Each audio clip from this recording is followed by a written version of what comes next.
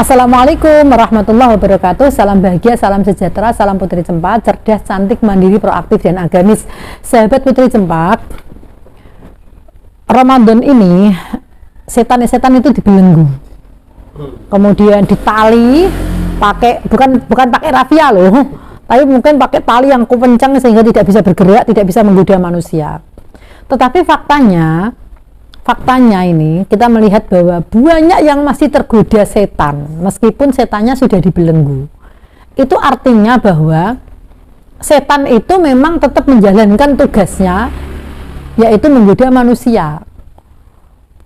Kita tidak bisa kemudian mengatakan bahwa Ramadan kan setannya dibelenggu sama Allah, di sel kan begitu, di penjara, nggak bisa menggoda. Tapi faktanya Ramadan juga banyak yang maksiat, banyak yang masih teledor, banyak yang masih mengabaikan perintah-perintah Allah.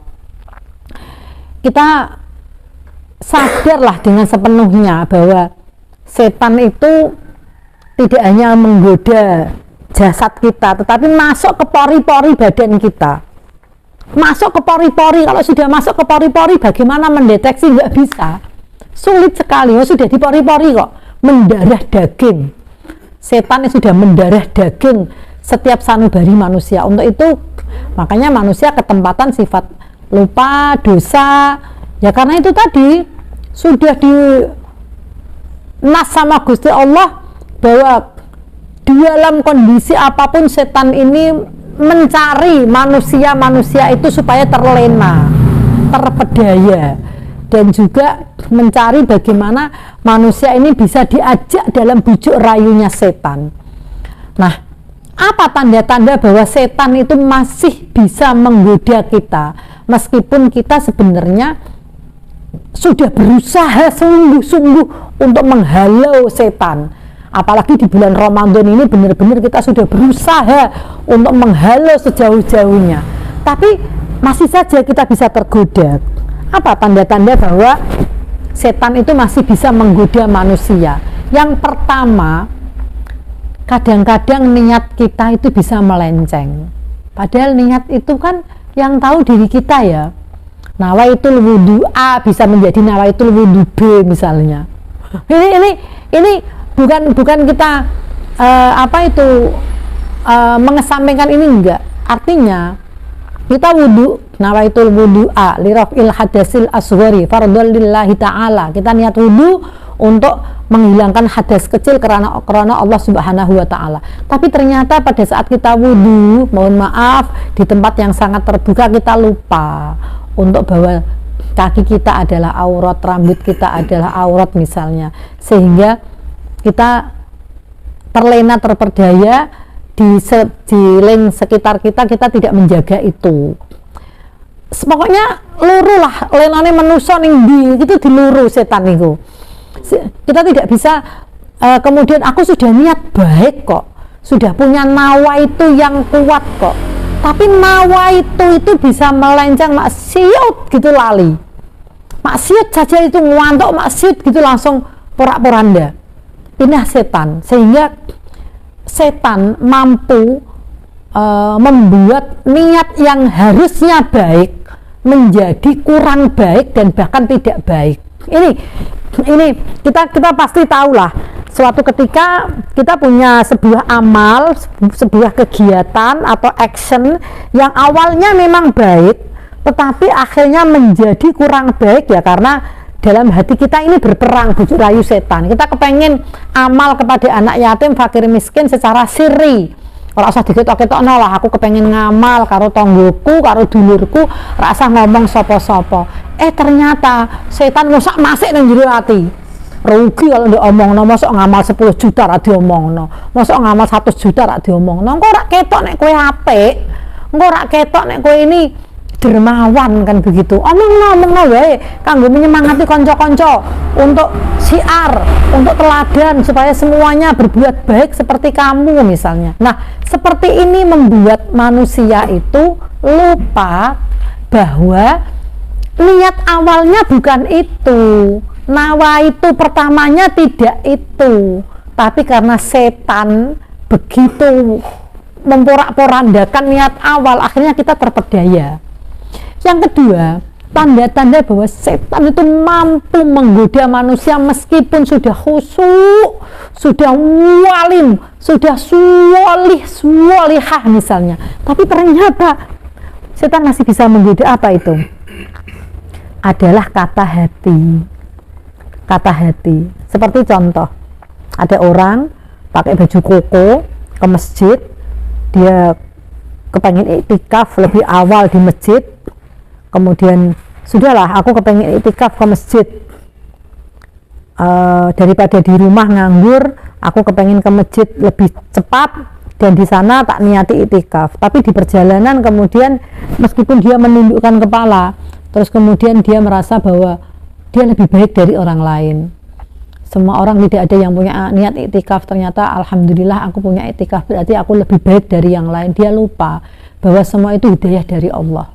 Itu caranya menggelitinya itu halus banget, setan itu menggelitinya halus banget. Jadi kita jangan sampai terlena, langsung kembali istighfar. Ya Allah, nawa itu awalnya harus tetap terjaga, kata hatinya harus tetap terjaga, karena halus banget cara ngudani setan itu luar biasa. Dan yang ketiga, bahwa ciri-ciri bahwa kita sudah bisa digoda oleh setan adalah kita selalu haus pujian, haus hadiah, dan juga kita selalu haus hasil. Kita tidak mau melewati proses itu dengan ikhlas begitu. Jadi nek gak dipuji yo nesu, kalau nggak dapat hadiah yo nesu misalnya. Dan banyak hal, tidak hanya hadiah itu berupa benda, tidak hanya pujian itu berupa kata-kata manis, tidak, tapi mungkin dalam forum kita ada tapi tidak dihormati, kita merasa bahwa waduh, berarti aku dalam pengajian mauludan ini aku nggak dihormati, padahal niatnya memperingati mauludan kan memuliakan Rasulullah, bukan kepengen untuk dihormati kan. Tapi itulah cara setan menggoda, itu gak ketara, halus banget, nggak kelihatan. Kita dibikin terlena, kita dibikin terpedaya. Dan ciri-ciri atau tanda-tanda bahwa setan ini masih mampu menggoda manusia adalah ketika kita merasa bahwa kita ini hidup sebab kangelane dewi. Nek ra gawe ra jajan, nek ra kerja ra udut, nek ra kangelan ra mangan misalnya. Tidak bisa seperti itu, sahabat Putri Cempa. Coba dirubah. Alhamdulillah masih bisa kerja, masih bisa kangelan, masih bisa nyambut gawe berkat rahmatnya Allah.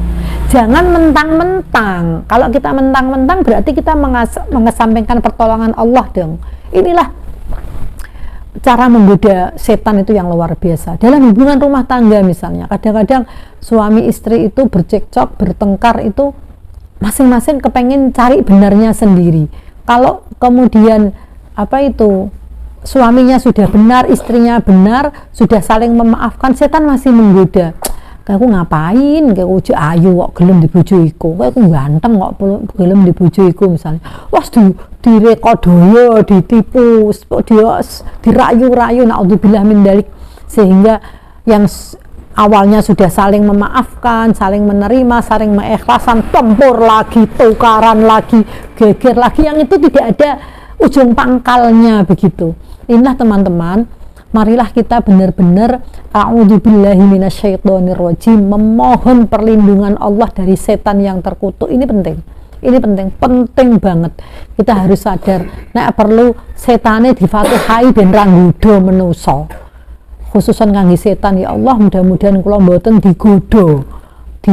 Mudah-mudahan kula selalu direksa supaya tetap dijalani Gusti Allah.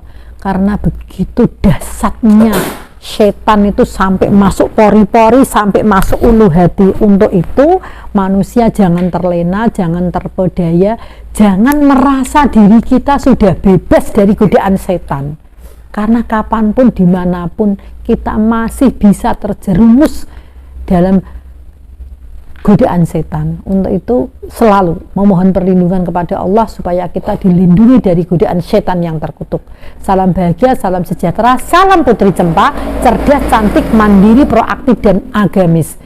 bebaskan diri dari godaan setan dengan pertolongan dan rahmat Allah. Assalamualaikum warahmatullahi wabarakatuh.